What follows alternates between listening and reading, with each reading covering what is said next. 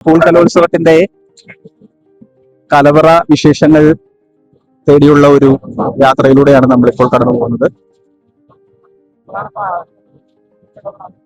എല്ലാ സ്കൂൾ കലോത്സവത്തെയും പോലെ തന്നെ ഇവിടെയും ഇപ്പോൾ ഒരുക്കങ്ങളെല്ലാം പൂർത്തിയായിരിക്കുകയാണ്. കുട്ടികൾക്ക് ആദ്യ ദിവസം ഭക്ഷണം വിളമ്പുന്നതിനുള്ള എല്ലാ സജ്ജീകരണങ്ങളും തയ്യാറായി കഴിഞ്ഞു. സാർ നമസ്കാരം. സാർ തുടർച്ചയായിട്ട് ഈ കലവറയുടെ മേൽനോട്ടം കൊടുക്കുന്ന ആളാണല്ലോ. ഇപ്പൊ തുടർച്ചയായി ഇപ്പൊ എത്രാമത്തെ വർഷമാണ് താങ്കൾ? സെക്കൻഡ് ഇയർ ആണ്. 22 വർഷമായിട്ട് സാർ തന്നെയാണ് ചെയ്യുന്നത്.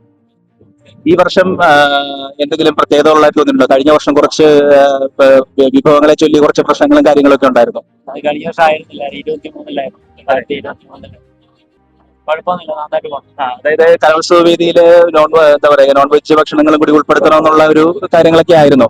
അത്തരം നിർദ്ദേശങ്ങളെയൊക്കെ എങ്ങനെയാണ് നോക്കി കണ്ടത്? അതൊക്കെ എന്താ കഴിഞ്ഞ വിഷയങ്ങളാണ് വീട്ടിൽ ചർച്ച ചെയ്തിട്ട്.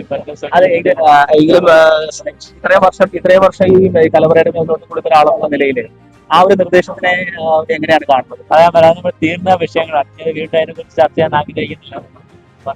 ഓക്കെ. കാരണം അത് ഒരുപാട് ആൾക്കാർക്ക് പല രീതിക്കൽ വിഷമങ്ങൾ ഉണ്ടാക്കുന്നുണ്ട്. ഓക്കെ. കുട്ടികൾ ഭക്ഷണം ആസ്വദിച്ച് കഴിക്കുന്നത് കാണുമ്പോൾ താങ്കൾക്ക് കുട്ടികൾ ആസ്വദിച്ച് കഴിക്കാൻ വേണ്ടിയിട്ടാണ് പരമാവധി ഭക്ഷണം കൊടുക്കുന്നത്. അതിൽ സന്തോഷമുണ്ട്.